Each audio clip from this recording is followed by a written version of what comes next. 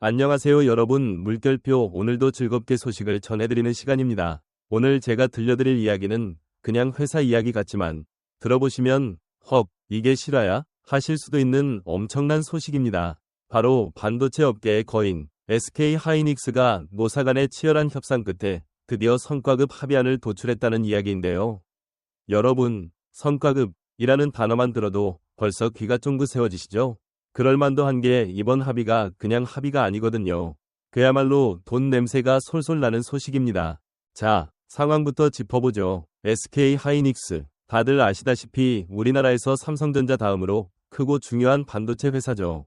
반도체 호황에 힘입어 역대급 실적을 올렸습니다. 그런데 말입니다. 실적이 좋으면 뭐가 따라오죠? 바로 직원들의 보너스죠. 그런데 이게 또 생각보다 간단한 문제가 아니었습니다. 노조와 회사가 성과급 지급 기준을 두고 11번이나 만나서 협상을 했는데도 도무지 합의가 안 된 거예요. 11번이면 사실 어지간하면 에이, 그냥 적당히 하자 하고 손잡을 만도 한데 워낙 금액이 어마어마하다 보니 누구도 쉽게 물러설 수가 없었던 거죠. 여기서 재밌는 장면 하나. 최태원 SK그룹 회장이 어느 행사에서 이런 말을 했습니다. 성과급이 3.000%, 5.000%까지 늘어난다고 행복해지는 건 아니다. 보상에 집착하는 건 근시안적이다. 와, 이 말이 기사에 딱 나오면서 직원들 사이에서는 아니 회장님, 그럼 그 보너스 저희 말고 회장님이 가져가시려고요?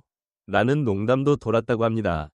물론 실제로 그렇게 말하진 않았겠지만 인터넷 커뮤니티에서 이런 댓글들이 달리면서 웃음을 자아냈죠.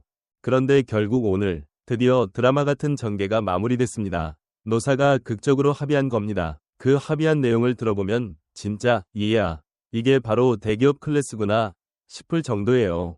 우선 고정급 인상률을 6%로 정했습니다. 사실 이 자체도 일반 직장인들 입장에서는 6%라니 내 월급의 6%면 치킨 몇 마리 값이지? 하실 텐데 대기업 직원들 급여 규모를 생각하면 이게 상당한 금액입니다. 그리고 성과급은 무려 영업이익의 10%를 전액 지급하기로 했습니다. 여러분, 회사 영업이익이라는 게 조 단위로 왔다 갔다 하거든요. 그 10%를 떼서 직원들에게 나눠준다고 생각하면 진짜 어마어마합니다. 더 놀라운 건 기존에 있던 제한, 그러니까 기본급의 최대 1000%까지만 성과급으로 지급한다라는 상한선이 아예 없어졌다는 거예요.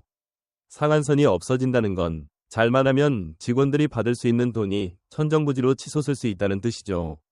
물론 이걸 한 번에 다 주는 건 아니고 구조가 좀 재밌습니다. 올해 성과급의 80%는 바로 지급하고 나머지 20%는 향후 2년간 나눠서 10%씩 주는 방식이에요. 쉽게 말해 큰 덩어리 먼저 먹고 후식은 2년에 걸쳐서 챙겨 먹어라, 이런 거죠. 회사 입장에서는 한 번에 돈을 다 쏟아붓지 않아도 되고 직원들 입장에서는 그래도 나눠서 꾸준히 들어오니 나쁘지 않은 조건입니다. 이렇게 합의가 나오자마자 업계에서도 와, 드디어 SK 하이닉스가 큰 위기를 벗어났다 라는 반응이 나왔습니다. 사실 이번 협상이 안 되면 노사 갈등이 장기화되면서 회사 이미지도 타격을 입을 수밖에 없었거든요.